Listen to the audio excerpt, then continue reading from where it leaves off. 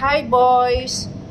Bakit lagi niyong sinasabi boys na lahat ng mga babae cheater? Bakit ganun? Bakit naging girlfriend niyo ba ako? Ha? Ha? Naging girlfriend niyo na ba ako na lahat na sinasabi niyo? Lahat ng mga babae cheater? Ha? Kaya ihong tamo kayo na? Ha? Makatikin kayo ng karate. Ha? Hindi tama yan. Hindi nyo ba ako naging naging girlfriend tapos sabihin nyo lahat ng mga babae cheater? Tama ba yon? Ay, nako, nakaka-high blood kayo. Tapos sabihin nyo cheater? Ha? Huwag ganon boys.